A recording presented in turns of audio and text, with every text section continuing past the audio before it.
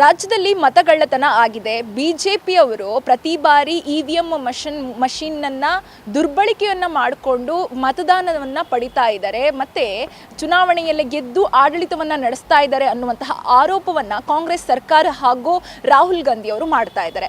ಈ ಬಗ್ಗೆ ಸಚಿವ ಸಂಪುಟದಲ್ಲೂ ಕೂಡ ಒಂದಿಷ್ಟು ಚರ್ಚೆಗಳು ನಡೆದು ಬ್ಯಾಲೆಟ್ ಪೇಪರನ್ನು ಮತ್ತೆ ತರಬೇಕು, ಇವಿಎಂ ಮಷಿನ್ ಬದಲಿಗೆ ಮತಯಂತ್ರದ ಬದಲಿಗೆ ಪತ್ರವನ್ನು ಬಳಸಬೇಕು ಅನ್ನುವಂಥದ್ದನ್ನ ಮತ್ತೆ ಕಾಂಗ್ರೆಸ್ ಸರ್ಕಾರ ಒತ್ತಾಯ ಮಾಡ್ತಾ ಇದೆ. ಇದ್ರ ಬಗ್ಗೆ ಚುನಾವಣಾ ಆಯುಕ್ತರಿದ್ದಾರೆ, ಅವ್ರು ಏನು ಹೇಳ್ತಾರೆ ಅವ್ರನ್ನ ಮಾತಾಡಿಸ್ತಾ ಹೋಗ್ತೀನಿ. GS ಸಂಗ್ರೇಶಿ ಸರ್ ಅವ್ರನ್ನ.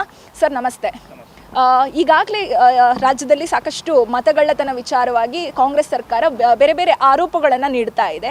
ಇದರ ಬಗ್ಗೆ ಸಚಿವ ಸಂಪುಟದಲ್ಲೂ ಕೂಡ ಬ್ಯಾಲೆಟ್ ಪೇಪರನ್ನು ಇನ್ನು ಮುಂದೆ ಬಳಕೆ ಮಾಡಬೇಕು ಅನ್ನುವಂತಹ ಒಂದು ನಿಮ್ಮಲ್ಲಿ ಶಿಫಾರಸನ್ನು ಇಡ್ತೀನಿ ಅಂತ ಹೇಳ್ತಾ ಇದ್ದಾರೆ. ಇದ್ರ ಬಗ್ಗೆ ನೀವೇನು ಹೇಳ್ತೀರಾ ಸರ್? ಈ ಮತಗಳ್ಳತನ ಆರೋಪದ ಬಗ್ಗೆ ನಾನು ಕಮೆಂಟ್ ಮಾಡೋಕ್ಕೆ ಹೋಗೋದಿಲ್ಲ. ಅವರು ಆರೋಪ ಪ್ರತ್ಯಾಪ ಅವ್ರು ಮಾಡ್ತಾ ಇರ್ತಾರೆ, ಅದ್ರ ಬಗ್ಗೆ ನನಗೆ ಸಂಬಂಧಿಸಿದ್ದಲ್ಲ.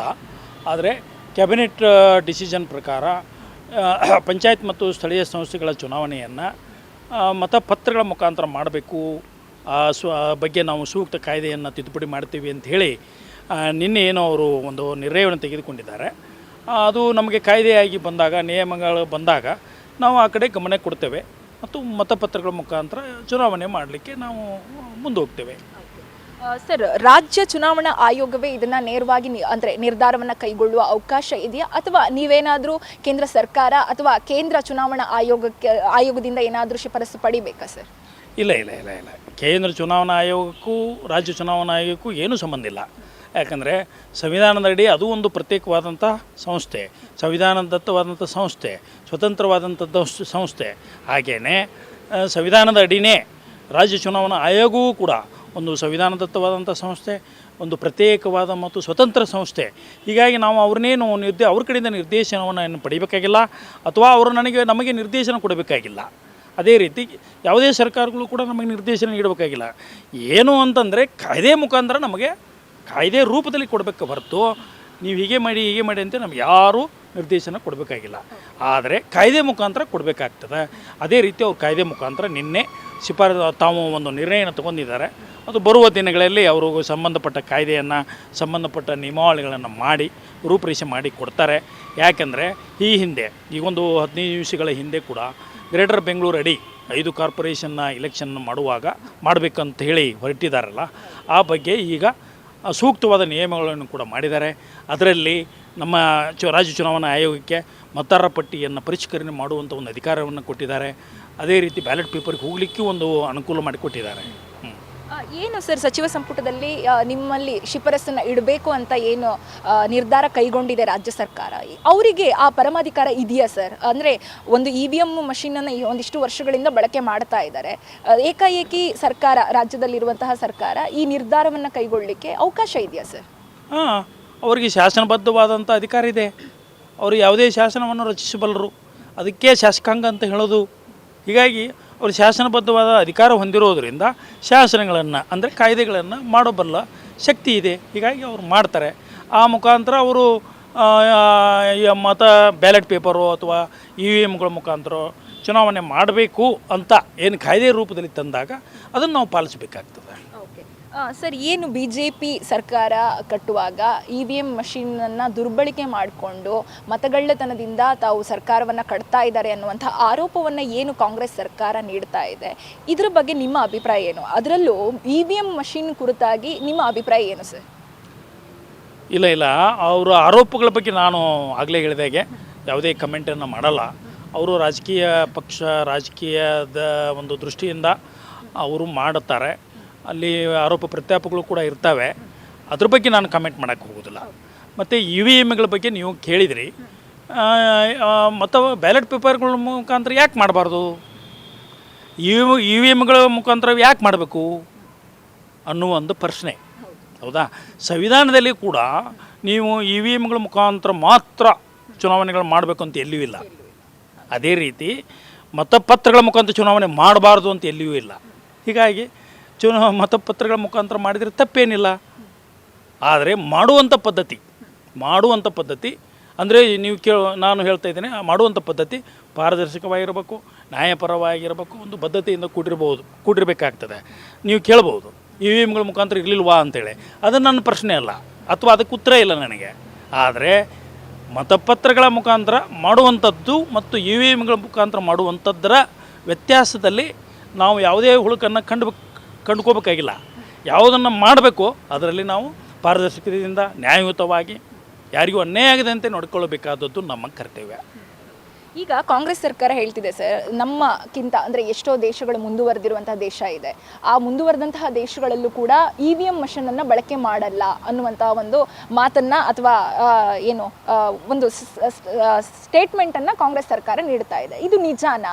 ಯಾಕೆ ಮುಂದುವರೆದ ದೇಶಗಳಲ್ಲೂ ಸರ್ EVM ಮಷೀನನ್ನು ಬಳಕೆ ಮಾಡ್ತಿಲ್ಲ? ಏನು ಕಾರಣ ಇರ್ಬೋದು? ಕಾರಣಗಳು ಅಲ್ಲಿ ನನಗೇನು ಗೊತ್ತಿಲ್ಲ. ನಾನು ಹಿಂದೆ ಹಲವಾರು ದೇಶಗಳ ಒಂದು ಸಮ್ಮೇಳನದಲ್ಲಿ ಭಾಗವಹಿಸಿದಾಗ ಅಮೇರಿಕಾ ದೇಶದ ಚುನಾವಣಾ ಆಯುಕ್ತರು ಕೂಡ ಬಂದಿದ್ದರು. ಅವರಿಗೆ ನಾನು ಇಂಟ್ರ್ಯಾಕ್ಷನ್ ಮಾಡಿದಾಗ ಅವರು ನಾವು ಬ್ಯಾಲೆಟ್ ಪೇಪರ್ ಮುಖಾಂತರವೇ ಹೋಗ್ತಾ ಇದ್ದೇವೆ ಅಂತ ಹೇಳಿದರು. ಹೀಗಾಗಿ ಕಾರಣಗಳ ಅವ್ರು ಏನು ಕಾರಣ ಅನ್ನೋದು ಅವ್ರನ್ನೇ ನಾವು ಕೇಳಬೇಕಾಗಿತ್ತು. ಬಟ್ ಕಾರಣಗಳು ಏನೇ ಇರ್ಬೋದು. ಮತಪತ್ರಗಳ ಬ್ಯಾಲೆಟ್ ಪೇಪರ್ಗಳ ಒಂದು ರೀಇಂಟ್ರೊಡಕ್ಷನ್ ನಮ್ಮ ಈ ಒಂದು ಇತಿಹಾಸದಲ್ಲಿ ಆದರೆ ಒಂದು ಮತದಾರರಿಗೆ ಒಂದು ಒಳ್ಳೆಯ ಅನುಭವ ಆಗ್ತದೆ.